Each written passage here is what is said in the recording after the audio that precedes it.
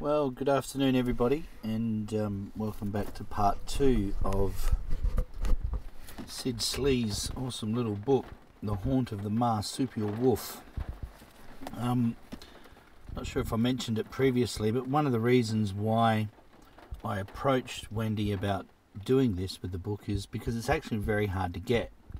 And there's not that many left that she has in print, and she likes to sell them through the stores in Nannup and Bustleton, where she's from and where the Slee family farm is, and it encourages people in the area who've made the effort to come down there and see it firsthand, the area, and go to Nannup and experience thylacines on the mainland in a big way.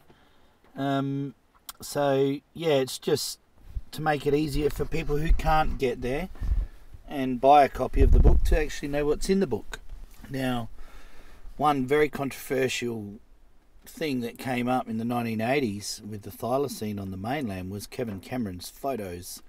Kevin Cameron is or was a hunter and tracker, and he's an Aboriginal chap from WA, and he was employed by the department over there to look for dingoes and wild dogs and what have you, as well as joining Sid and Sid's family in the 1980s on trying to prove that the animal was in fact there on the Slee farm, because there were so many reports, and as you would have heard from part 1, Sid had quite a bit to do with the animal over the years.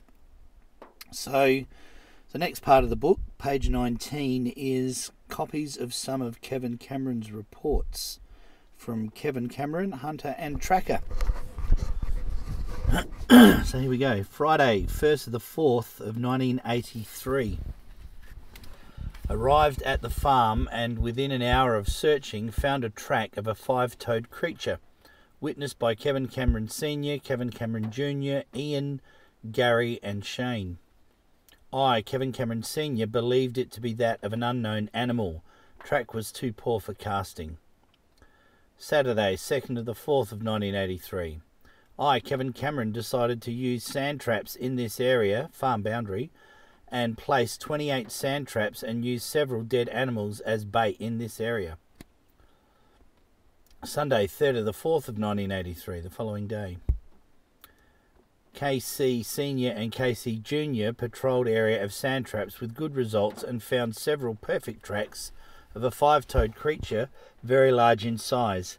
Made casts of tracks, one front foot and one back foot with pad down. Back foot with 4 toes only. Several other casts were made, but tracks were blurred.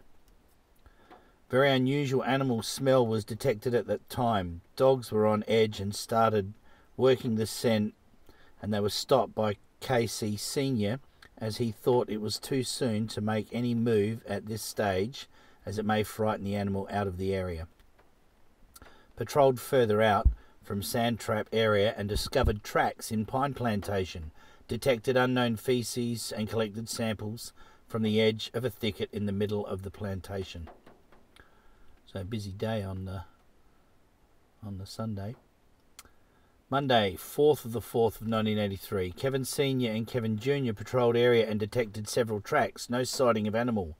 Evening patrol picked up one perfect track and several distorted tracks of a 5-toed creature, smaller in size than the first one detected. Made several casts of other animals in area, including fox, roo, emu, cat, crow and dog. Tuesday, 5th of the 4th of 1983. Patrolled area early morning, no tracks and no sightings. Left for Perth to see Tom Spence at South Perth Zoo, who examined the tracks and was very impressed with the quality of the casts. The only other animal with similar tracks was a cheetah.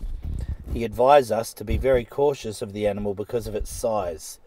All government laboratories were closed, we were told, on that day. We then returned to the farm, picked up an extra dog in Perth because of the danger of the unknown animal.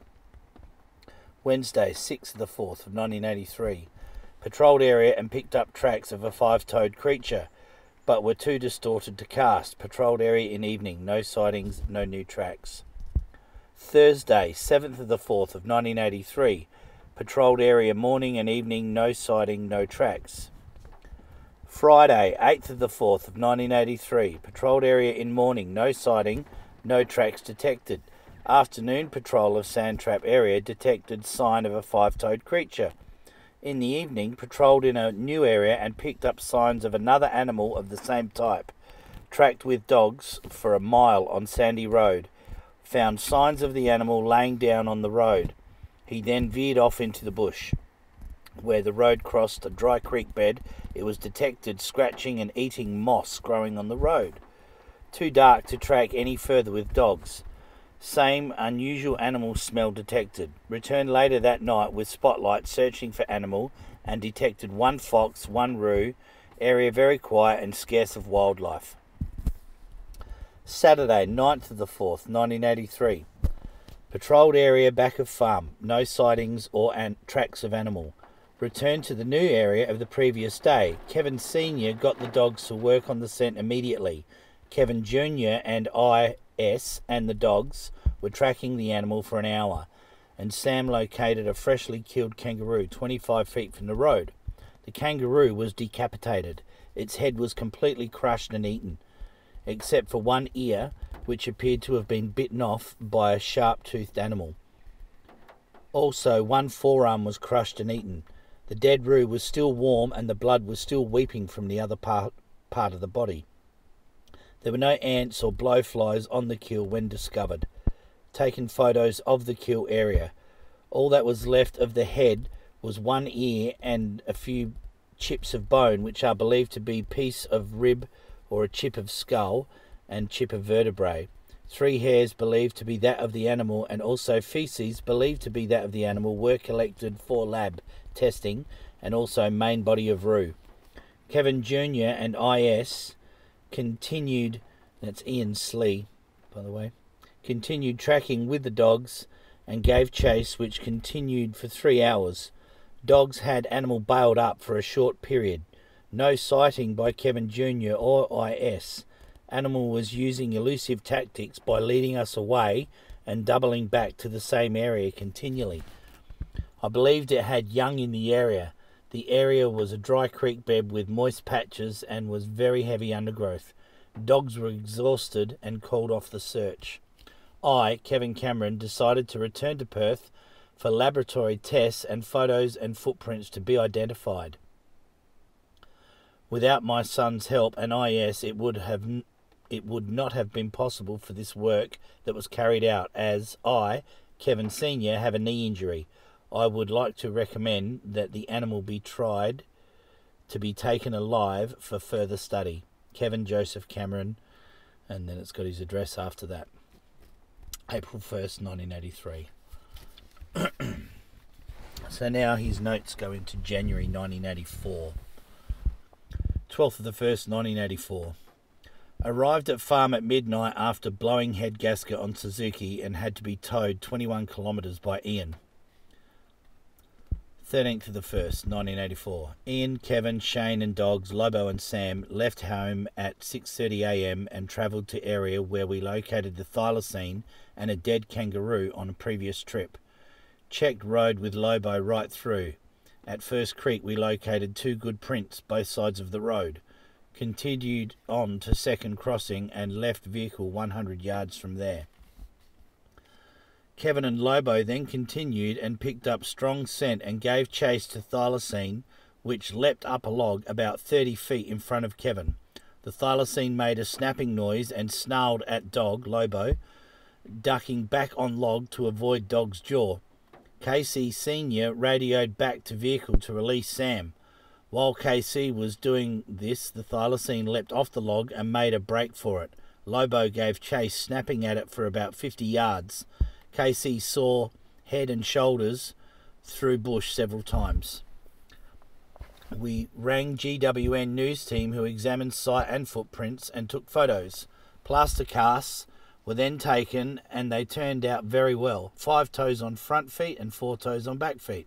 As we believe this animal to be carrying young, it was pursued no further. It was believed that there were 2 animals in this area, as the dogs went in 2 different directions following a scent. Checked out another site in the afternoon where thylacine was previously seen. 14th of the 1st of 1984. Left home at 6 a.m. and travelled to the area again to check for thylacine. Proved negative.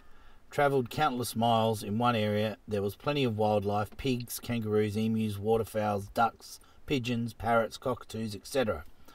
Flowing water excellent for this time of year. Checked out farm area in vicinity. Friday, 20th of the 1st, 1984. Kevin Cameron arrived at farm 8 p.m. Saturday, 21st of the 1st, 1984. Set out at 6 a.m. for pig area and found fresh diggings and footprints which we believe belonged to a female thylacine. Returned home and set up display in town for the weekend at Bustleton Civic Centre.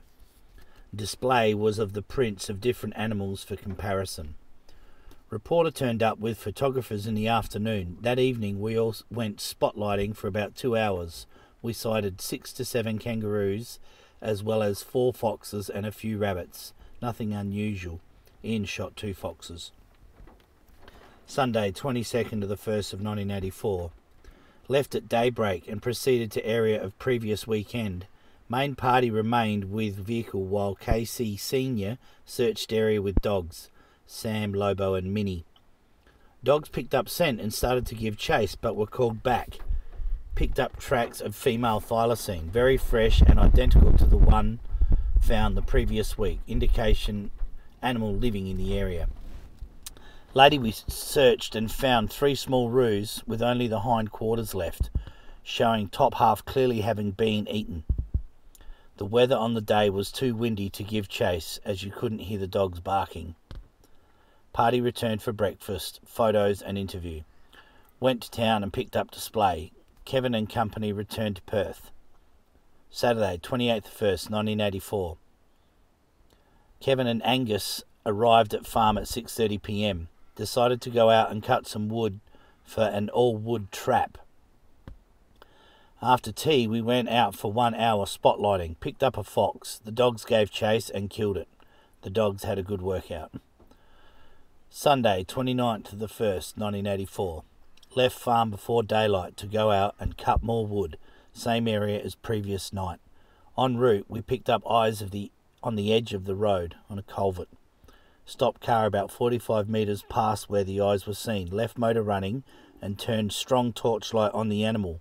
Animal sat upright, seemed curious. Told Angus to walk back and see what it was. Eyes were too wide apart to be a fox or a cat. Called Angus back, realising that it must have been the animal. Immediately led Sam towards the animal. Kevin approached to within 30 metres where the animal turned in full view and jumped down into the creek bed. Sam gave chase but was stopped because it was too dark. Animal was growling and seemed to be in no hurry to get away. It looked like the same animal sighted in previous report. Kevin believes it to be the thylacine. There was a dead root at the culvert and the head had been eaten. Chip off skull. Bone and hair, possibly thylacine, were found on ground near the headless carcass. Took photos when it was light. Once light, we gave chase and followed thylacine tracks and sent to previous area where it was sighted 10 days before at close range. We believe it has a lair in the area and we have found a lot of dead roos in the same basic area. Description of animal seen on log at 30 feet. Tail was long, rigid and kangaroo-like, black in colour, and on tip of tail it had bristles on either side of a flat tip. Back legs were kangaroo-like except for feet, which were dog-like. From base of tail to head there were several long black stripes, tapering away to smaller ones towards the head. Front shoulders and legs were dog-like. Neck was very long and its head was large with rounded ears, and it had a large mouth. Pouch-like kangaroo which hung very low and appeared to have young, definitely not testicles of the male. Casts were taken of footprints. Front feet were measured and were 3 1/4 inches across, 3 inches long, and had 5 toes. Pad 1 1/2 inches long, 1 3/4 inches wide. Toes approximately 1/2 inch from pad. Back foot has 4 toes, 2 3/4 inches long, 2.5 inches wide. Back pad 1 1/4 inches long and 1 3/4 inches wide, with toes an average of 1/2 inch from pad. Animal had light brown body, slightly bigger, but not heavier than Lobo. Lobo is 4 stone. You'd have to convert that to metric. Sorry. A special thanks to Kevin Cameron and my son Ian, who by their tireless effort came up with some very interesting facts. I can recommend them to any government department. So that little bit there is obviously written by Sid, and he's having a little dig at the evidence they've found and how much the government ignored it at the time, so typically. So the next section is a whole heap of letters that Sid sent or received over the years, correspondence on the subject it's called. So what I'll do is I'll go through a few of these and try not to bore you too much, but some of them will be quite interesting, I think, because it shows the blatant disregard from government departments when it comes to people making an effort with citizen science way back in the 1980s even, and governments just sitting on their hands and doing nothing, which is just so complicit so often. But anyway, correspondence on the subject. To the Honourable Mr. McKinnon, Minister for Fisheries and Fauna. Dear Sir, in view of all the reports on feral cats and circus animals and the like, I feel an utter frustration that all efforts to name these strange creatures that exist in the southwest are heading in the wrong direction. Being neither journalist, zoologist or practical joker, but a dairy farmer, farming profitably, the land taken up by my parents as original group settlers at Yungarralup in 1922. I have enclosed a letter which I sent to the Western Farmer paper weeks ago, being a true and correct record of my experience over a number of years. 5 years ago, a strange creature was frequently seen by people in our district.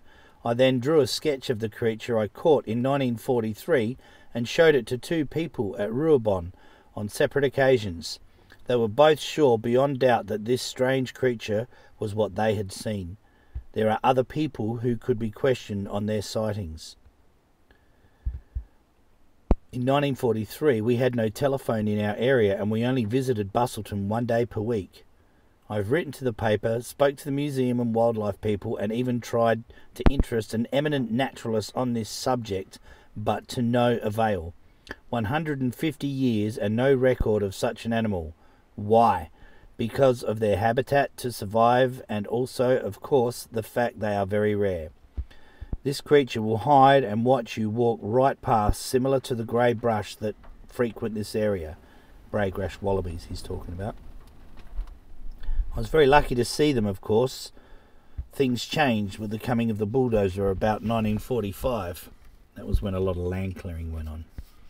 If circus animals were loose in the southwest, I think perhaps their habits would be somehow different, enabling them to be seen or caught up with in some way. I am not suggesting that there are no circus animals loose in the southwest, as I do not know, but I do know that the Thylacine, although sometimes lacking the conventional stripes, are. It was during the killing of some sheep one summer evening 5 years ago my son and I heard the call of the Tasmanian tiger coming repeatedly from the hill behind our house. We heard exactly the same call a few days later on a TV program, Big Country, where they ran a documentary on the animal. This was the only time we have ever run sheep on our property. We bought a dozen for our freezer. Please find enclosed an article by C.F.H. Jenkins, published in the daily paper recently. This article by the learned gentleman was, in my opinion, the last straw. The object of this letter is to ask if your department will obtain a recording of the call of the Tasmanian tiger and have it played on radio or TV a few times, so as farmers and people concerned could recognise it when they hear it in the bush. This will at least give proof of their existence eventually. Farmers could also be asked to report to the local Fisheries and Fauna Office the sightings of these strange animals. As in the case of the people at Ruabon a few years ago, I felt sure here was a situation where the presence of the Thylacine could have been authenticated. Although they move like a large cat and could be mistaken for a cougar, they are really a dog-like creature when looked at closely. Yours truly, Sid Slee, Yungarrallup. And I believe this to be the response. Dear Mr. Slee, Minister for Fisheries, Wildlife, Perth, Western Australia, June 22nd, 1978. Dear Mr. Slee, your letter of June 18 in newspaper cuttings concerning unidentified animals has been read and noted. As with all such reports, it has to be pointed out that the arguments about the identity of the animals concerned cannot be settled by hearsay evidence, but only by scientific examination of specimens, alive or dead. It is not considered desirable that we should add to the speculation by radio or television broadcasts. Yours truly, P.V. Jones, Acting Minister for Fisheries and Wildlife. Now, next page, page 28. Here's a letter to Sid and Ian. Dear Mr. Slee and Ian, at last I've managed to get a print done of the Tasmanian tiger. As I said to you when I visited you, I think what you've been seeing may be a cousin rather than a brother of this fellow, but I guess only time will tell. I had someone look at the sample of hair we found near your trap, but they maintained it was probably Ruhr wallaby. It was also, as they pointed out, fairly small sample to be definitive about. As regards setting up a camera and flash, it's an expensive proposition. It would also require a bit of care as to how it was done. The best suggestion I've heard so far is for some kind of electronic triggering device and perhaps using infrared film. But again, that's expensive. I'm thinking of perhaps trying to persuade some government body or perhaps the university to come to the party.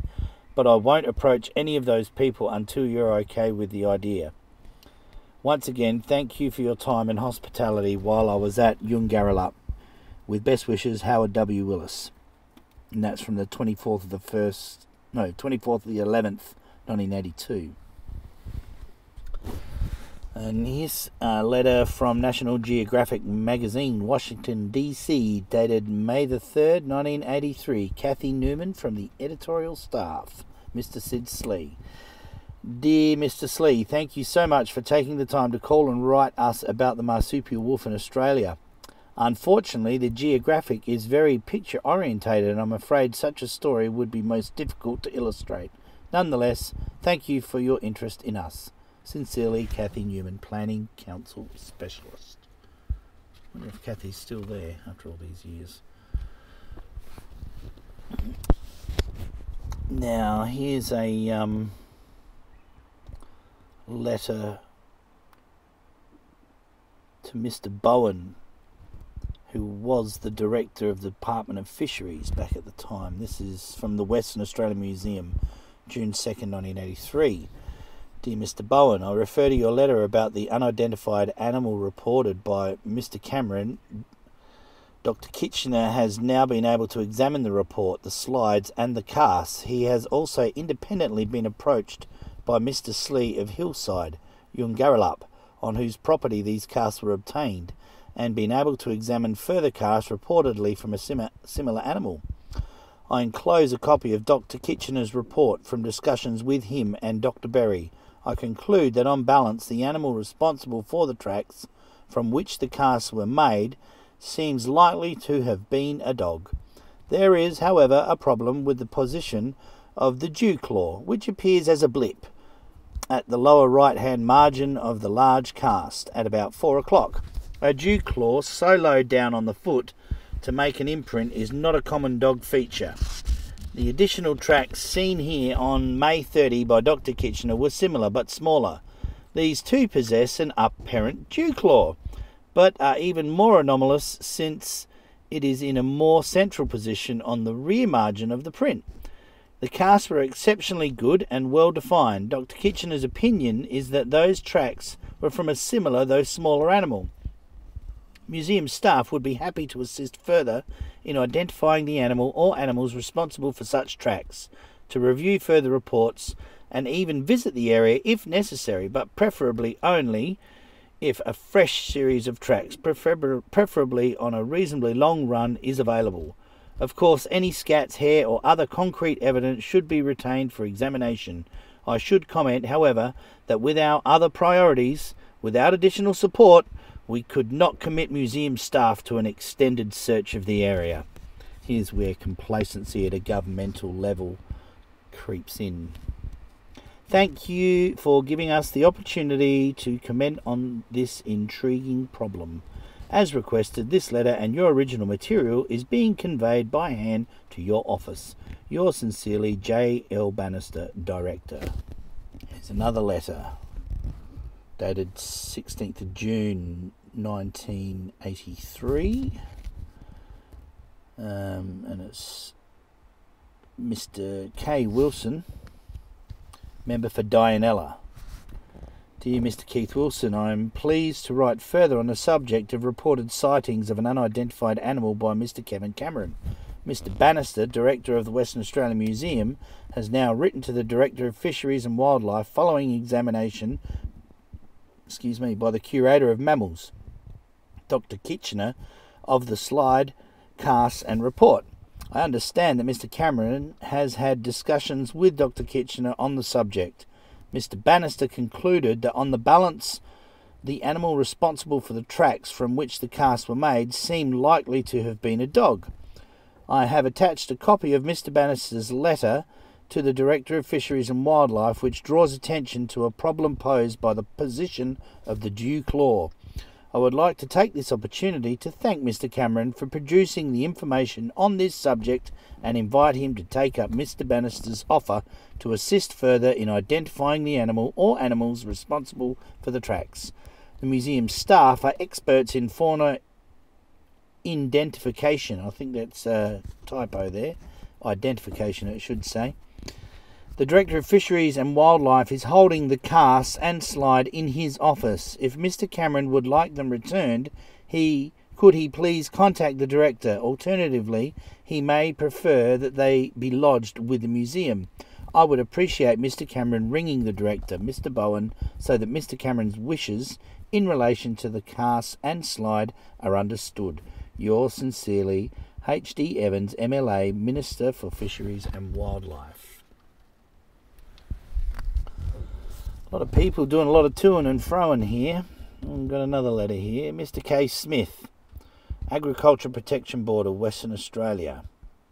No date on this one. Anyway, dear sir, your recent letter expressing concern about the possible presence of a Tasmanian tiger in your area is acknowledged. The APB does receive reports of unusual animal sightings and has done so regularly since its inception. Most reports describe large feline animals. However, some have claimed sighting a Tasmanian tiger. All reports are investigated and many are followed up far beyond the credibility level of the reports. This is understandable in view of the sensation such a discovery would make. No material evidence has ever been produced to support any of the claims. Predators do not contribute greatly to sheep mortality in the agricultural areas. Seasonal stress, deficiencies, blowfly strike and toxic factors are greater threats. Dogs, foxes, crows and eagles are all scavengers with a strong attraction to sheep carcasses and are blamed for many more sheep deaths than they actually cause. Of the possible predators, domestic dogs are the greatest threat to sheep. There is no justification to take precaution against possible attacks from Tasmanian tigers, but you would be wise to keep a close watch on local dogs. For further advice on this subject, please contact the Regional Office, Mr. M. Sparrow, at the Office of the Department of Agriculture, Busselton. Yours faithfully, M.T. Sexton, Acting Officer in Charge of the Control Branch. So you don't have to worry about tigers taking your sheep. But dogs, woohoo, big trouble. I'm going to use another one. This is a short one. This one's dated January 16th, 1984. Dear Mr. Slee, I read this morning's West Australian with great pleasure and hope that this is the year that it will be proved beyond doubt for everyone what some of us have known all along, that Thylacine is alive and well in WA.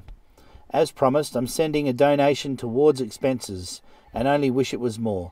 Regard to all concerned and good hunting. Yours sincerely, Frida Carmody. Author's note. Thanks, Mrs. Carmody. Your donation was greatly appreciated and the type of inspiration we needed.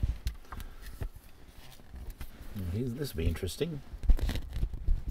This is a letter dated January the 18th, 1984. And this is National Parks and Wildlife Service, Magnet Court, or PO Box 210, Sandy Bay, Tasmania, 7005. Mr. Sid Slee. Dear Sid, thank you for your extremely interesting letter. You certainly have some unusual observations which cannot be readily explained. Of particular value is the length of time over which these incidents have been recorded by you. To address the immediate problem, any direct evidence must be examined. Obviously, you already have had some expert assistance. Although we may well come to the same conclusions, we are quite experienced in the matter of deciphering alleged Thylacine prints, and would be pleased to examine any prints or photos of prints you care to send us. We would also be interested in hearing a tape recording of your neighbour's version of the soft twin syllable call you described. I appreciate your problem with time and money to further your ideas and interest. I suggest being extremely careful if you intend capturing one. If there was an accident and one was harmed or worse, the consequences could be, to say the least, embarrassing. Far better to get a photo. The best procedure would be to establish some pattern of activity and set up a camera instead of a trap. To have any hope of a financial commitment from the government, this sort of evidence would be needed. The Tasmanian National Parks and Wildlife Service takes all alleged sightings seriously, and the small size of the state allows us to respond, even if it is only by interview. Often we examine the place reported for hard evidence, but our regular high rainfall usually frustrates these efforts.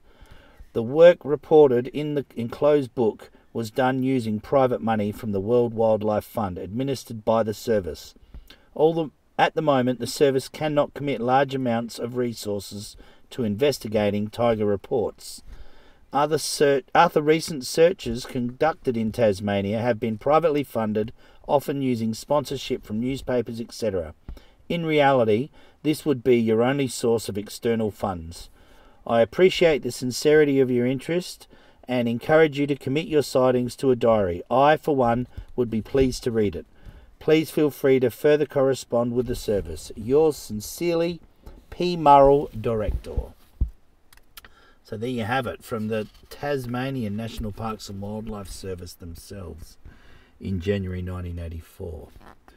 I'm going to stop it there because we've done about 33 minutes here. There's not a terrible lot left in the book, and it's just more letters, I believe, right up to the end, pretty much. But I will finish that off with you in another shorter episode soon. So thanks very much, and I hope you're enjoying it so far. I certainly am. I haven't read it for a few years. Last time I read it was when Wendy first gave it to me, and I read it on the plane, actually, flying back from Perth after being down at Nannup, staying down there and visiting her and a few other people. So yeah, I'm looking forward to sharing the rest of it with you soon. So I hope you're enjoying it, and thanks very much. Thanks for tuning in.